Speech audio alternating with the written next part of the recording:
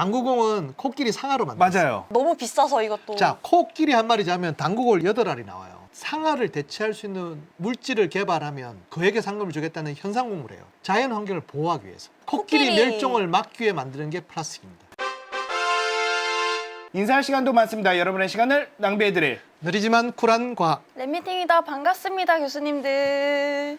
반갑습니다. 나는 26살이고 나 지금 망하기 직전인데 아니 어떻게 대재벌이 나를 찾아와? 칼자루가 나한테 있네? 그러니까 얘는 망할 것 같으니까 만만하게 왔는데 내가 그러면 네가 원하는 만큼 물량을 다 줄 테니까 돈을 달라고. 그 돈으로 다 매수합니다. 다 매수하는데 같이 매수하면 생산 단가가 안 되잖아요. 석유에서 정제를 하면 등유만 뽑고 나머지를 갖다 다 버렸던 거예요, 사람들. 그때는 자동차가 탄생하기 전이에요. 휘발유를 버렸다는 소리인데. 와, 세상에. 우리 아스팔트 있잖아요. 그쵸. 네네네. 아스팔트도 쓸데가 없잖아요. 근데 이 사람은 파라핀을 추출했어. 양초. 그때 오하이오에 희한한 동업자가 나와. 프록텐 갬벌이라고 하시나요? P&G. P&G 그 회사 이름 P&G. 아닌가요? 그 비누 만드는 공장하고 양초 만드는 공장이 아, 서로 P&G. 프록텐 이거 갬벌. P&G. 장인이 둘이 합병해가지고 좀 다른 거 해봐 이러는데 맞아요, 양초를 만들려고 하니까 파라핀이 필요하잖아요. 네. 그때 록펠러가 판 거예요. 프록텐 갬벌이 대박이 나고 록펠러도 부산물로 버리던 걸 가서 팔잖아요. 쓰레기를 팔아서 돈이 되는 거지 지금. 그러면 생산 단가가 비교가 안 돼요. 옆에 있는 계속 먹는 거예요. 그러니까 어느 순간 밴드베가 깨달아요. 아 이거 야 이러다가는 먹히겠다. 먹히겠다라고 했던 거예요. 그래서 그러니까 다른 철도 회사들을 다 연합해가지고 다시는 록펠러의 등유를 운반하는데 하지 말자. 택배 회사들끼리 연합을 한 거예요. 록펠러는 가만히 있나? 송유관을 만듭니다. 철도 회사들이 완전히 막 줄도산을 해요. 안 한다며. 그럼 송유관 할게. 이러면서 우리가 알고 있는 스탠다드 오일, 그 록펠러가 미국 정유의 95%를 장악합니다. 이때까지 걸린 시간이 16년이에요. 네, 40대 초반에. 난 뭐라고 있었나? 근데 이 스탠다드 오일이 네. 조선에도 와요. 조선에. 1880년에. 조선에도 등유를 팔았어요, 이 사람들이. 와, 조선 전체가 폭발, 호롱불이 전부 다 등유를 바뀝니다. 왜 등유를 썼냐 하면은 휘발유나 디젤보다 등유가 열량이 더 높습니다. 그런데 그냥 불이 잘 안 붙어요. 제가 등유를 쓰거든요. 네네. 우주 발사체하고 항공료는 다 등유입니다. 자동차에서는 이게 순간적으로 불이 붙어야 되거든요. 등유는 안 돼요. 여기가 이제 재밌는 거는 이 사람이 나중에 이제 독점으로 몰려가지고 그룹이 분해가 됩니다. 반독점법에. 이 거대한 그룹을 분해한 사람이 티오도 루즈벨트가 그룹을 해체시켜버립니다. 그 다음부터는 록펠러는 자선 사업을 해요. 그렇게 만드는 게 록펠러 센터입니다. 가면 여러 가지를 느낄 수가 있어요. 여기 악덕 기업주이기도 하지만 또 어떻게 보면 상당한 자선 사업가이기도 한. 우리 그 록펠러한테 된통 당해가지고 할 수 없이 재철소를 해야만 했던 어떤 사람의 이야기를 있죠. 할 수 없이 재철소를 했는데 이게 대박이 났어. 이 사람이 워낙 가난하게 살다 보니까 락펠러하고 카네기의 공통점 찌질이 가난하게 살아서 한 번 기회를 잡으면 끝까지 물지 않고 그래서 독점을 했어요. 독점을 했는데 이 사람의 고민이 뭐가 있냐. 마마보이야. 세상에. 엄마 때문에 결혼을 못해요. 이 사람이 좀 트라우마가 있습니다. 자기 아버지 없이 홀어머니를 모셨는데 어머니의 최선을 다해야 된다는 생각 때문에 애인이 있었어요. 22살 연하. 어머니 때문에 결혼을 못하고 뭐 효성이 지극한 거죠. 와. 1887년에 어머니가 돌아가십니다. 그때 카네기 나이가 52세. 그때 결혼합니다. 22살 연하인 그분과. 그분과 결혼했으니까 자기가 그 결혼 선물 뭐 줄 거야? 뭐 이랬을 거잖아. 그 부인이 합창단을 하고 있어요. 아마추어 합창단. 그러니까 뉴욕에서 공연홀이 대관이 안 되는 거예요. 예술의 전당 빌리자고 하면 아마추어 합창단 할 수 있나요? 안 되지. 안 안 되지. 되죠, 안 되죠. 저기 혹시 홀 하나 지어주면 안 될까? 그게 이 홀입니다. 와, 카네기 스케일 홀. 장난 아니다. 네. 모든 연주자들이 그다음에 공연가들이 한 번쯤은 네. 꼭 맞아요. 공연해보고 네. 싶어하는 곳이 바로 카네기 홀인데 홀 하나 딱 지어주는데 개간 축하 공연은 차이콥스키. 야. 차이콥스키 얘기했어요. 카네기가 누군데 나를 불렀어. 러시아에서 여기까지 왔을까? 은결이도 저기서 공연 한번 해보고 싶어 하거든요. 네.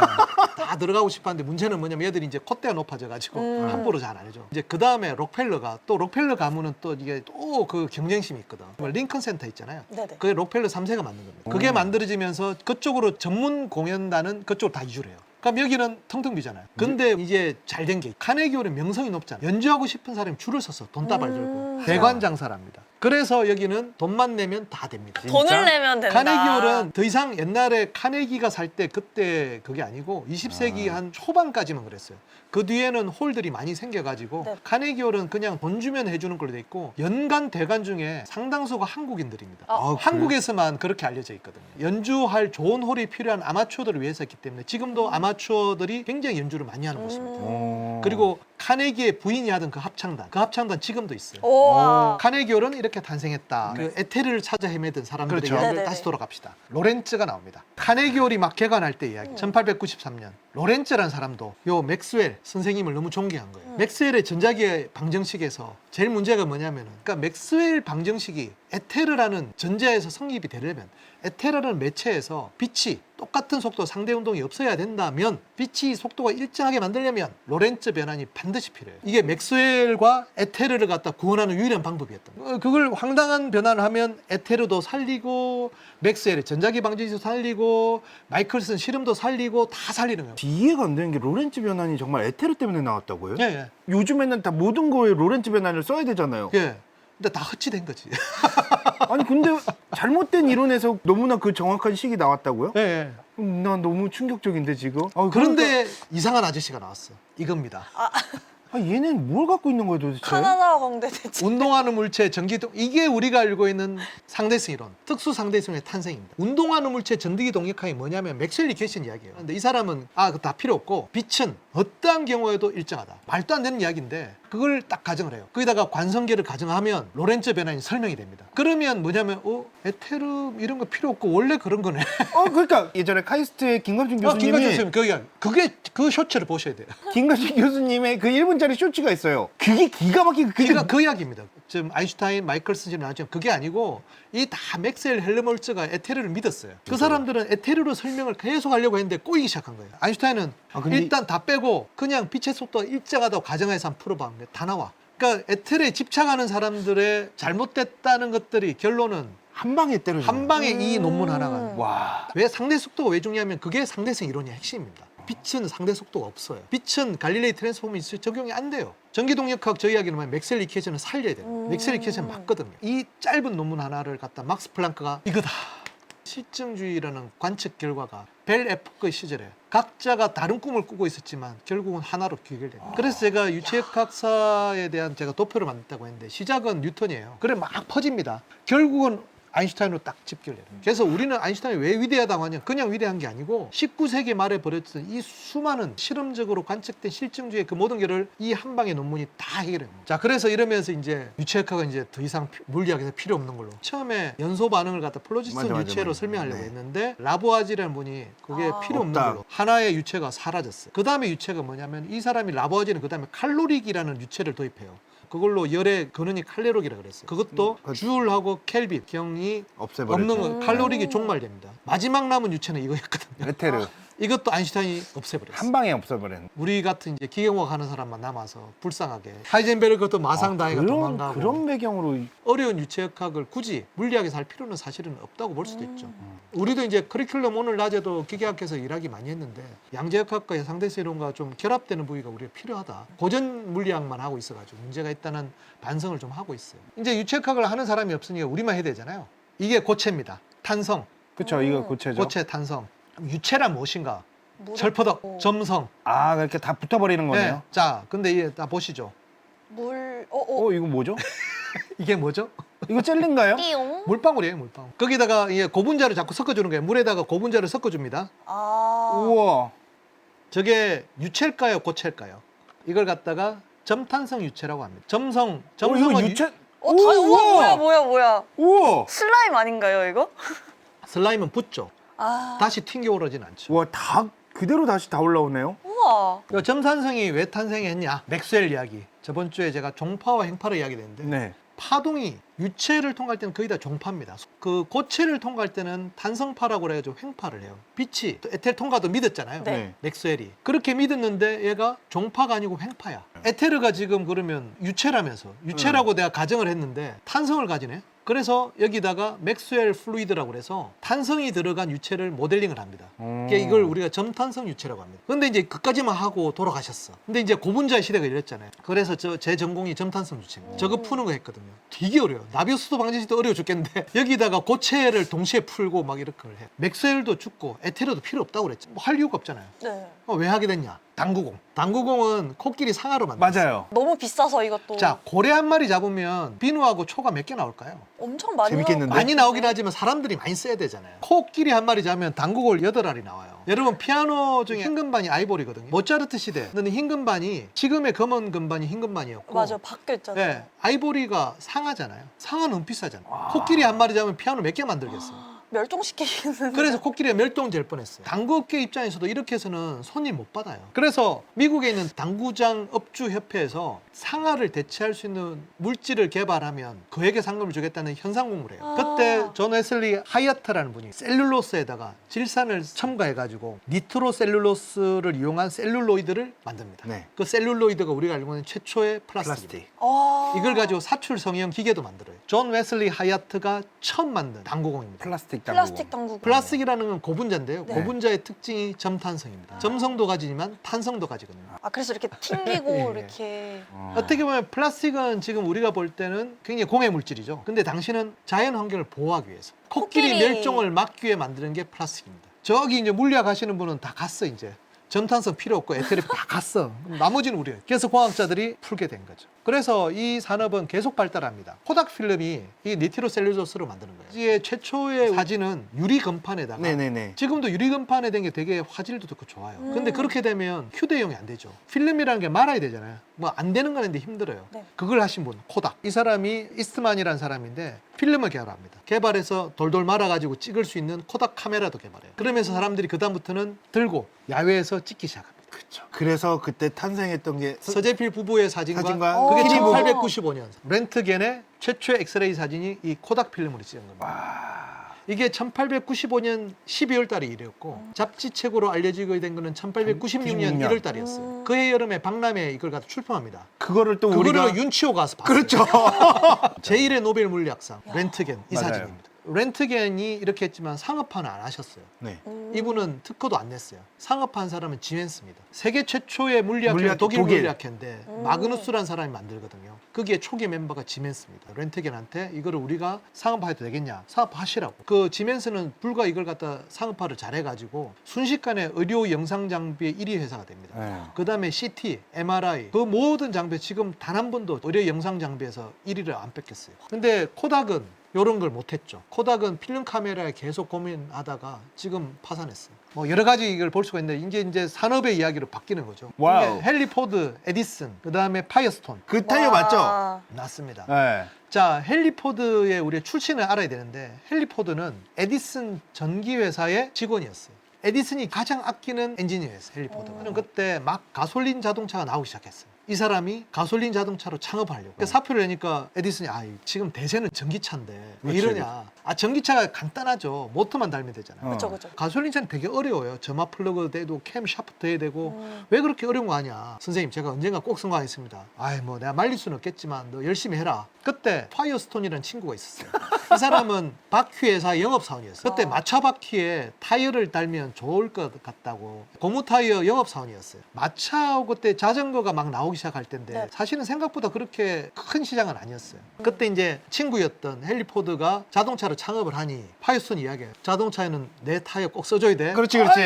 그거 써줘야지. 타이어가 어떤 의미인지 좀 보실까요? 이게 마차나 자전거 때는 모르는 게 있습니다. 접지력이 속도가 빠르면 빠를수록 엄청 중요해집니다. 엄청 중요한 걸 알 수 있는 게 포뮬러 1 경기를 보시면 타이어 교체를 얼마나 빨리 하느냐가 맞아. 그게 좌우하잖아요. 네. 타이어가 왜 그렇게 빨리 달까요? 접지력이 핵심이거든요. 처음에 헨리 포드가 했던 게 경주였어요. 그때 전기관으로 만든 자동차가 있었고 전기 자동차도 있었고 포르쉐 같은 애들은 하이브리드 자동차를 할 때요. 이 모든 걸 이기는 건 가솔린 차였어요. 폭발적인 스피드.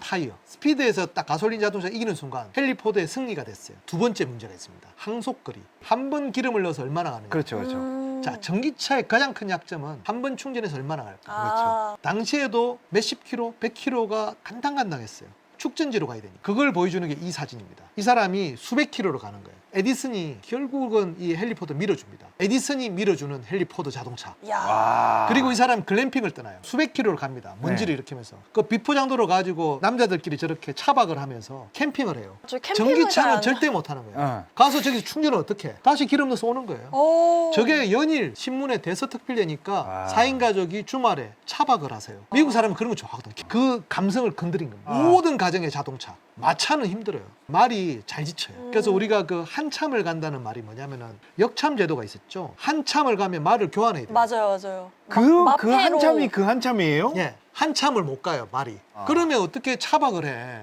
말 타는 거는 비싼 사람들이 하는 거예요. 4인 가족 끌려면 말 6마리 정도 필요하거든요. 그때 차가 나온 겁니다. 저기서 자기들이 요리를 합니다. 야. 이야. 미국 사람은 바베큐 좋아하잖아요. 그때 보면 또 자연주의가 유행해요. 그런 장면을 토마스 에디슨이라는 시대의 아이콘이 밀어주는 겁니다. 우리가 알고 있는 자동차의 시대가 폭발적으로 나는 거죠. 지금도 우리가 생각 잘해도 전기 자동차가 앞으로 어떻게 될지는 결국 항속거리의 싸움일 것이다. 그리고 이 파이스톤은 결국은 헨리 포드하고 가문끼리 사돈을 맺어서 대대로 결혼했어요. 그 애들이 무슨 죄가인지 모르겠는데 대대로 결혼했어요. 파이어스톤이 나중에 인수가 됩니다. 여기 이제 대항마가 탄생하죠. 브리지스톤. 브리지스톤. 아 밑에 그래서 사진 자료는 브리지스톤에서 가지고 왜냐하면 브리지스톤이 원래는 일본의 이시바시라는 네. 그 사람이 버선에다가 밑창에다 안 미끄러지라고 그 고무 코팅하던 사람이었거든요. 아. 그걸로 우리는 파이어스톤에 버금가는 회사를 만들자. 원래 이시바시가 돌다리거든요. 네. 돌다니까 스톤 브릿지 해야 되잖아요. 아. 근데 제일 잘 나가는 게 파이어스톤이니 브리지스톤. 브리지스톤. 스톤으로 끝나 있어. 결국은 이때는 포드의 시절이에요. 네. 60, 70대는 토요타의 시대. 아. 브리지스톤이 완전히 장악합니다. 전 세계. 세상에. 그리고 거꾸로 파이어스톤은 인수합니다. 오하이오 브리지스톤 골프 대회가 있거든요. 네네. 그렇지 있죠. 그 골프 자체 아니 브리지스톤 골프 대회가 열리는 곳이 오하이오 아크론의 파이어스톤 골프장에서 열립니다. 결국은 과학에서 맥스웰 선생님 때문에 괜히 점탕수치에 나와가지고 이 산업의 시대가 열리는 걸 제가 이야기했고. 그렇죠. 자 그러면 이제 물리학은 어떻게 가는지 한번 보실까요? 네. 막스 플랑크 여기서부터 양자라는 개념이 탄생합니다. 그렇죠. 왜 탄생하냐면 19세기 말에 산업이 발전하잖아요. 제철업이 저 용광로의 온도를 갖다 우리가 손으로 넣어볼 수는 없잖아요. 그죠. 이게 1300도냐 1500도 알아야 돼요. 이때 분광 스펙트럼이 발생합니다. 그렇죠. 색온도라는 게 있거든요. 아. 몇 천도쯤 되면 색 스펙트럼으로 분석하면 온도가 나와요. 조명 보고도 이거 몇 도다 이렇게 세곤도. 말- 세곤도. 몇 킬로가 나오죠. 그죠? 어. 그 스펙트럼 곡선이 되게 중요해졌어요. 네. 문제는 뭐냐면 파장이 짧은 놈이 에너지가 센 놈이거든. 근데 연속이라고 우리 믿었잖아요. 그렇죠. 파장은 영원히 무한히 짧을 수 있다고 생각하는 거예요. 그러면 스펙트럼이 여기서 그냥 폭발해버려요. 파동의 시대인데 파장이 무한히 분해 가능했다고 믿었던 시대예요. 그게 우리는 뭐 연속체 역학의 네. 컨티뉴의 시대인데 아무래도 막스 플랑크 안 되니까 이 사람이 특이한 가정을 합니다. 양자, 최소 단위가 존재할 거다. 말이 안 되는 이야기인데 한번 가정해봤더니만 이게 풀려. 로렌츠 베너도 그렇지만 이제는 상식을 벗어나는 가정을 할 필요가 있어요. 한유라고 해가지고 플랑크 상수가 나옵니다. 이게 10의 마이너스 34승인가 뭐 이럴 거야 아마. 야 10의 마이너스 34승이 무슨 의미가 있었지만 그렇게 딱 가정을 하는 순간 풀려요. 그러니까 이 사람이 우리가 알고 있는 퀀텀이라는 개념, 양자의 원래 개념은 퀀텀이라는 거는 연속체 반대하는 거예요. 불연속이 탄생하고 확률론적인 세계로 가는 중간 단계에서 가장 엄청난 논문이 이 논문입니다. 플랑크도 불확정성 원리는 안 믿었을 거예요. 이 사람은 아인슈타인파야. 아인슈타인도 플랑크를 좋아했어요. 그래서 이 퀀텀아이즈 되는 그때는 광양자 가설을 내거든요. 그러니까 양자역학의 초입 단계는 아인슈타인과 플랑크가 서로 사이좋게. 근데 이제 그 뒤에 나오는 이야기들은 그게 슈레딩거 그다음에 하이젠베르크 뭐 닐스 보어 나오면서 뭐 이상한 이야기들이 나오기 시작하니까 후배들하고 담을 쌓기 시작하는 거죠. 양자역학이 어딨어 말하면. 네, 이때 이 사람들이 끝까지 거부를 못했던 게 있어요. 우리가 그래도 수학적인 체계 안에서 움직일 것이다. 예측 가능하다고 믿었던 세대, 그렇죠. 마지막 세대. 저는 이제 그 이야기까지는 오늘 하기는 힘들 거고 상대에서 일어나고 양적학이 나오는 순간은 어쨌든 실증주의에서 관측되는 모순을 해결하는 과정에서 이걸 도입할 수밖에 없었다. 네. 근데 이제 이때 볼츠만은 에르스마한테 공격을 당하기 네. 시작해요. 가역성에 대한 거예요. 뉴턴 방정식의 고전 역학 방정식 특징은 시간을 요리 가나 저리 가나 대칭이에요. 언제든 돌릴 수가 있어요. 다른 말로 하면 두 개의 기체가 있어요. 중간에 칸막이가 있습니다. 칸막이를 싹 빼면 섞이겠죠. 이게 원래대로 돌아갈 수 있을까요? 그게 그쵸, 가역성이고 그쵸. 돌아가지 못하는 게 비가역성. 그렇잖아요. 원래대로 지가 지 자리에 돌아갈까? 그럴 가능성이 거의 없잖아요. 이게 비가역성이잖아요. 이걸 갖다가 엔트로피로 설명했거든요. 아. 이렇게 가기는 힘들다라고 하는 걸 볼츠만이 통계역학으로 설명합니다. 그렇죠. 확률론적으로 설명하니 사람들이 어떻게 그걸 이때는 통계나 확률을 과학으로 안 봤어요. 그렇죠. 그 다음에 푸엔카레가 재기정리라는 걸 설명합니다. 언젠가는 초기 상태로 갈 수 있다는 걸 수학적으로 증명합니다. 이렇게 되니까 볼츠만은 완전 코너에 몰려요. 이 볼츠만은 되게 로맨티스트였어요. 저 와이프가 헨리에테 폰 아이겐틀러라는 여성인데 과학 소녀였어요. 대학에 들어가서 강의를 듣고 싶어 했는데 오스티아가 워낙 보수적인 데라서 강의를 듣는 게 허용이 안 돼. 아, 볼츠만은 젊은 교수였거든. 대학과 투쟁을 해요. 결국은 대학 입학 허가를 얻어내고 네. 부인은 졸업합니다. 와 멋있다. 그렇게 결혼한 거예요. 전통과 관념, 누구나 그렇게 생각할지라도 이 사람은 끝까지 도전한 사람이 실증주의, 아 좋아, 맞겠는데 난 도전하겠다고 한 거예요. 그렇게 해서 행복한 결혼 생활을 했는데 문제는 마흐주의자들이 계속 공격하는 거예요. 공격받다가 볼츠만이 자살하거든요. 묘지에 보면 S는 K 로고 W. 저건 엔트로피잖아요. 엔트로피 정의가 네. 묘지에 이렇게 새겨져 있는 거예요. 와. 저게 뭐냐면은 확률론적으로 설명하는 거예요. 가장 가능성이 많은 쪽으로 사물은 변화한다는 걸 이 식이 말해주는 거예요. 엎질러진 물은 담을 수가 없죠. 담을 가능성은 있지만 그런 확률은 희박하다는 거고, 자연의 법칙은 되도록이면 확률이 많은 쪽으로 가는 것이 정방향이다라고 해서 비가역성을 설명합니다. 근데 불과 그때가 1906년인데 아까 말했지만 볼츠만이나 광영자 가설 뭐 이런 것들이 막 이제 탄생하는 바로 그 시기였어요. 몇 년만 더 버텼으면 자신의 이론이 최신의 이론이라는 거 다 증명이 됐을 텐데 너무나 시대를 앞서갔고 도전하다 보니까 그렇지 않나 싶기도 해요.